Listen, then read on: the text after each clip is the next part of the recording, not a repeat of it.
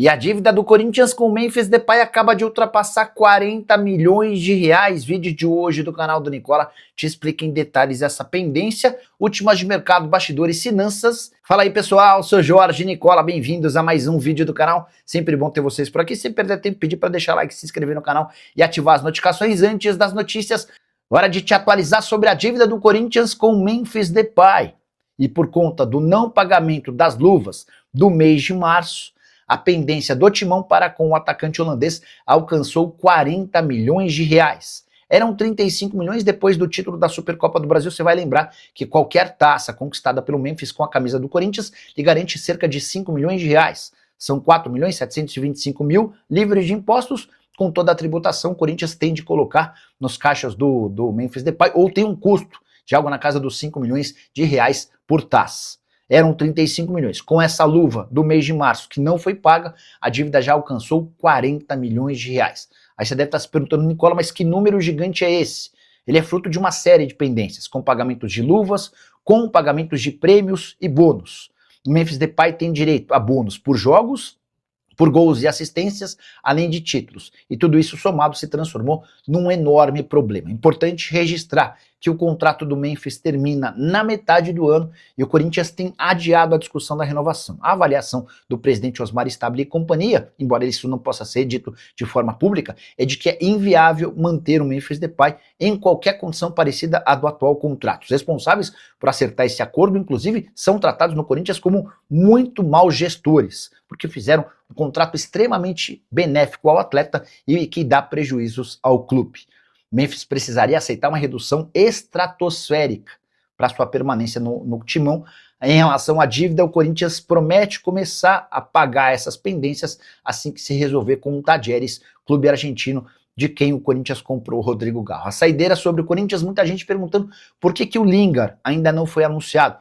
O ex-jogador do Manchester United já tem treinado com o restante do elenco, mas só pode ser oficializado assim que tiver regularização do seu nome no boletim informativo diário. Curtiu o vídeo? Qual? O Corinthians negocia com algum atacante? O Dorival quer mais 3 reforços. O Dorival quer mais 4, para ser preciso. O Dorival quer mais um goleiro. O Dorival quer mais um atacante e mais um centroavante. E se puder trazer o meio-campista, ele também quer, tá?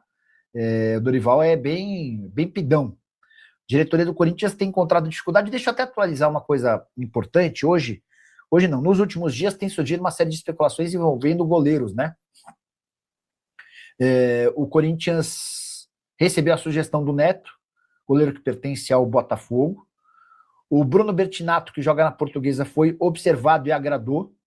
E hoje o Samir Carvalho contou que Lucas Arcanjo, do Vitória, interessa. Antes de gravar o vídeo da tarde, eu conversei com uma pessoa do Corinthians, a pessoa contou que o Neto dificilmente vai ser contratado. Vamos lá. Que as informações que o Corinthians recebeu em relação ao Neto são de que é um cara difícil de grupo. Aquele cara que reclama de banco, enfim. Seria a opção mais fácil dentre essas possibilidades, porque é o único que poderia chegar de graça, talvez até com parte dos salários sendo pagos pelo Botafogo. O Bertinato só sai da Portuguesa com compra, e o Corinthians alega não ter dinheiro, situação bem parecida à do Arcanjo lá no Vitória, tá bom? Malcom no Corinthians, é verdade que a Juventus da Itália enviou uma oferta de 25 milhões de euros pelo volante André? Emerson, na semana passada o Samir Carvalho foi o primeiro a contar sobre o suposto interesse da Juventus, né? Todas as fontes com quem conversei asseguraram que não teve proposta da Juventus. E nem faria sentido ter uma proposta de 25 milhões de euros da Juventus com o Corinthians aceitando uma oferta do Milan de 15 mais 2, tá?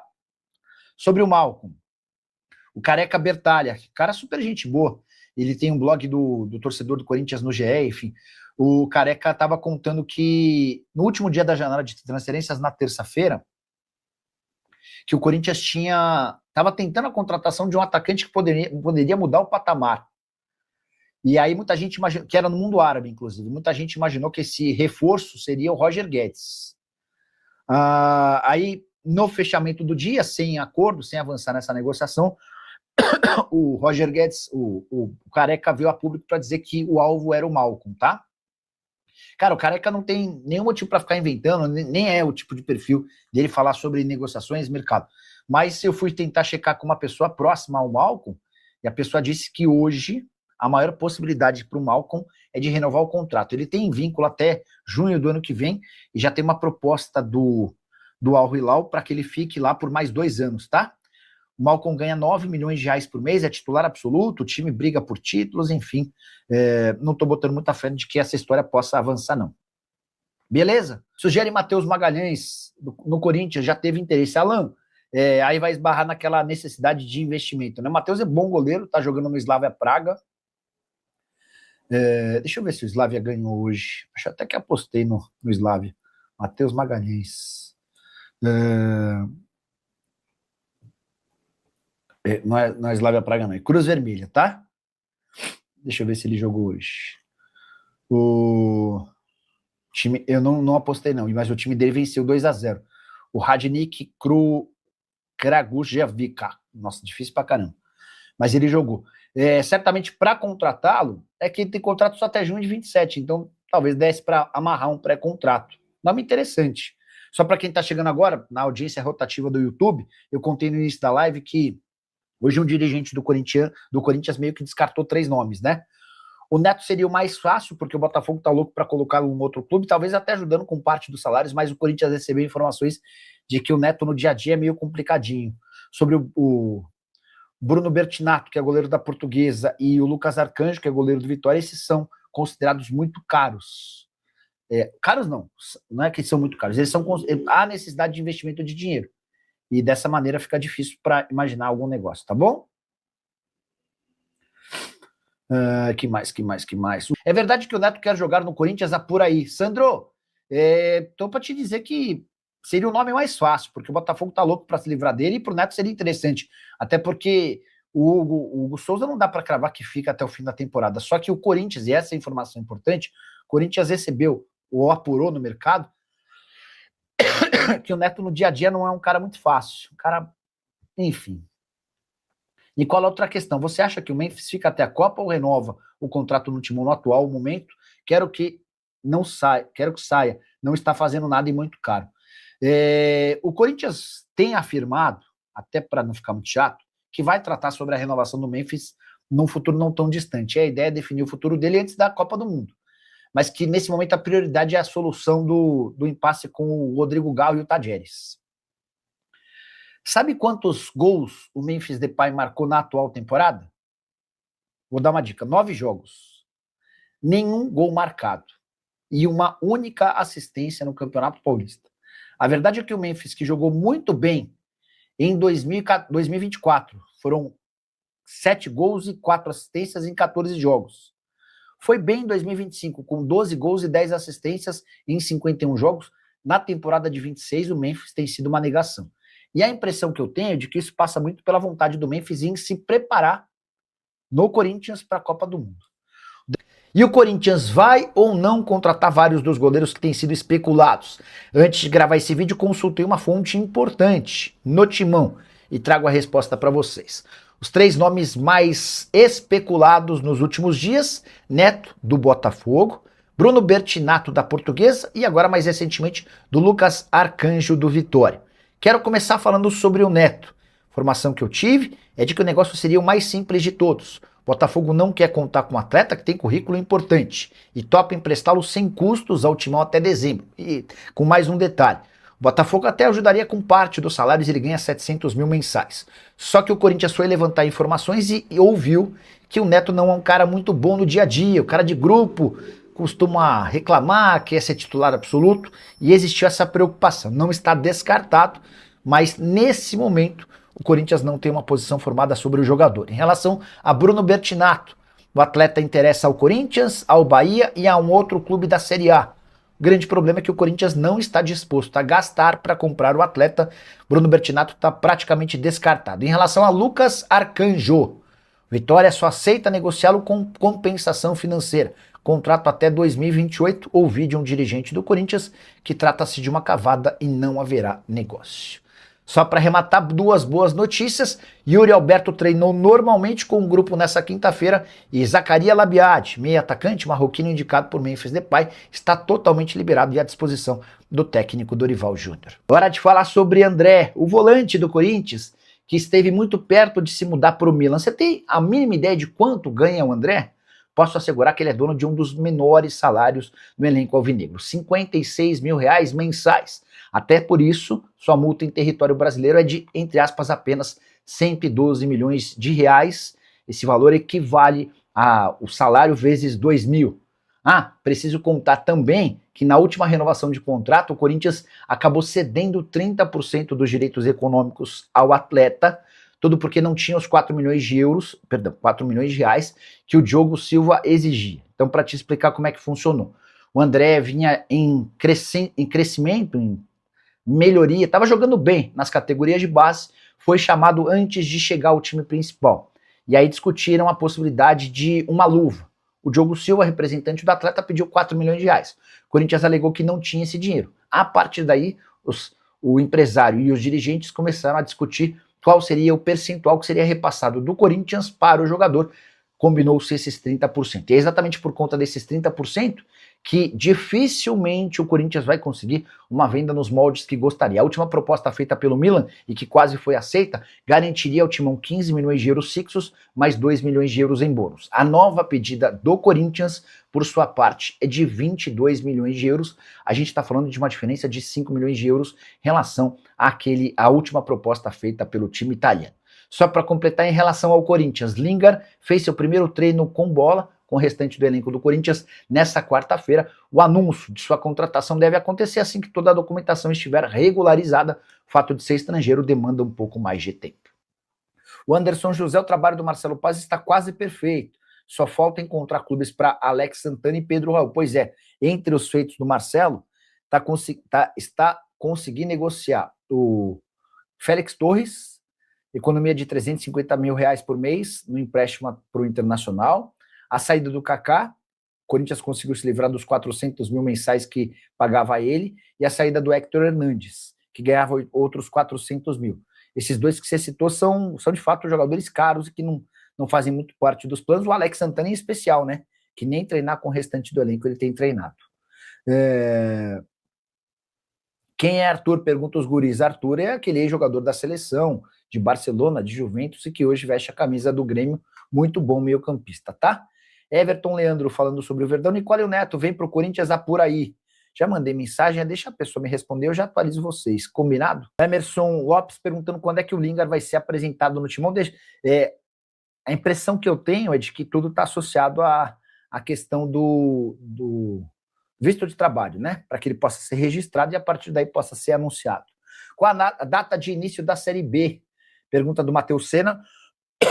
Matheus, o que eu tinha visto era 21 de março.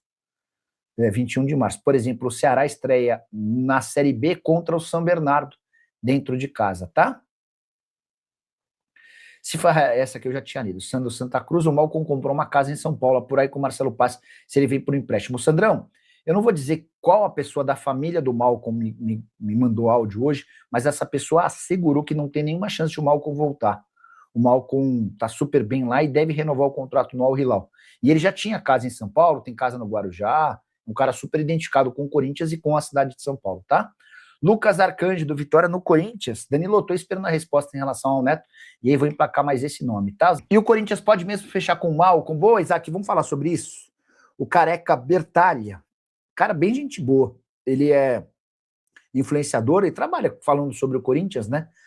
Ele tinha uma conta Análise Fiel e depois foi contratado pelo GE para falar sobre as coisas do Corinthians naquele blog do torcedor, né? E ontem ele estava contando que existia uma possibilidade de o Corinthians contratar uma grande estrela brasileira que atuava no mundo árabe, jogador que chegaria para mudar a prateleira do Corinthians. Muita gente imaginando que poderia ser o Roger Guedes. E aí eu fui atrás, liguei para o Marcelo Paes, e o Marcelo falou, Nicola, não tem nada, chance nenhuma de contratarmos alguém, não tem a menor possibilidade. E eu fui, publiquei, e aí pouco mais tarde, até porque imagino que o Careca, que é muito gente boa, tenha sido cobrado pelo torcedor, ele falou, cara, não sou de falar sobre o mercado, não é uma coisa que eu estou acostumado, mas eu recebi a informação de que existia o interesse da contratação do Malcom, e que o Corinthians fez esforços para tentar avançar nessa negociação. Acabou não acontecendo. Hoje de manhã eu mandei mensagem para uma pessoa do staff do Malcom, e a pessoa assegurou que não tem a mínima chance desse negócio acontecer. O Malcom tem contrato até junho de 2027 lá no Al Hilal. onde ganha na casa de onde ganha na casa dos 9 milhões de reais por mês, tá? E o que se discute agora é uma renovação, uma prorrogação do contrato por mais 2 anos, o que permitiria ao Malcom aumentar seu salário. Então, hoje, imaginar o Malcom no Corinthians é quase impossível. Eu só não vou dizer que é impossível, porque a gente não sabe dos desdobramentos do conflito lá entre Irã, Estados Unidos e os países vizinhos, né? Se a Arábia Saudita começar a ser muito atacado, o campeonato paralisado, enfim, aí a gente pode ter alguma mudança, tá? O Sandro Santa Cruz perguntando sobre o Neto, se o Neto será contratado.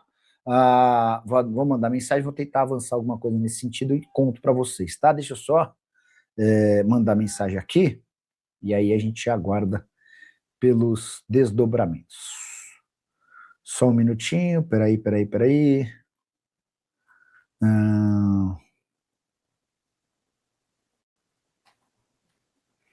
Rapidinho, tá? Só um minutinho.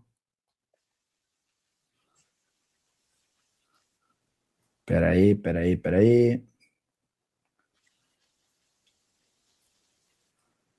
Última tentativa.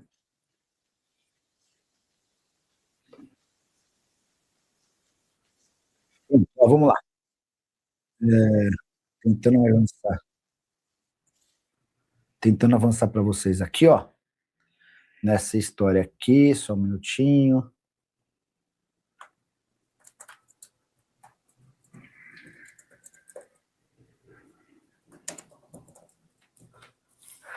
Vamos lá. O Ismael Barbosa, Matheus Magalhães é a melhor opção pro Timão. Ou João Paulo do Bahia. O João Paulo, que foi titular durante muito tempo no Santos, virou reserva do Brasão, foi emprestado pro Bahia e não conseguiu jogar no Bahia. Não sei se ele seria boa opção pro Corinthians não, tá? O Matheus Magalhães é muito bom jogador. Ele é irmão do Moisés, que passou pela Portuguesa, pelo América, pelo Corinthians. Não sei se vocês tiveram a oportunidade de conhecer. O jogador atuou bastante tempo no Braga e se mudou para o Estrela Vermelha. Ele tá louco para voltar pro Brasil. Chegou a ser cogitado pelo Corinthians, tá? Uma quente no meu timão. Tô tentando entender como é que vai funcionar essa questão do goleiro, tá? Qual vai ser o alvo? Hoje o Neto parece até o mais fácil. Jean Souza, boa noite, Nicola. Os outros 80% dos direitos econômicos do Bidu pertencem ao Guarani. O Timão vai fazer alguma oferta pro Bugre? E eu tenho quase toda certeza que parte desses direitos pertence a um grupo de empresários. Aqui, ó, Lucas Andrino, será que eu... Tudo bem por aí? O Lucas Andrino, que depois virou executivo de futebol, era o representante do Bidu nessa época. Deixa eu ver se eu consigo alguma novidade sobre essa questão, só para quem chegou e está meio perdido na história. O Corinthians, quando contrata o Bidu do Guarani, o Corinthians compra 20% dos direitos econômicos. E na temporada de 23, estipula a chance de comprar mais 50% dos direitos por 5 milhões de reais. Só que essa obrigação de compra só aconteceria se o Bidu disputasse pelo menos 50% dos jogos, que não acontece. O Bidu demorou para explodir com a camisa do Corinthians, hoje é um lateral super confiável, né? O Corinthians não comprou, manteve os 20%, e agora, com o Bidu jogando muita bola, cresce a especulação de que ele pode ir embora. Cada dia colocam o Bidu como alvo de um clube, o último deles, o Arsenal. Confesso que eu até me surpreendi. Mas a verdade é que hoje o Corinthians tem só 20%, e se tentar comprar do Guarani, certamente o Guarani vai pedir um caminhão de dinheiro. Fala, minha rapaziada, beleza? Mais um giro de notícias importantes e atualizadas aí do maior clube do Brasil. A gente fala do Coringão. Peço humildemente para você dar o like nesse vídeo, nessa sexta-feira atualizada aí com muita informação do Corinthians, e um grande abraço para você. Não esquece de dar o like aí, valeu? Um grande abraço, até o próximo vídeo.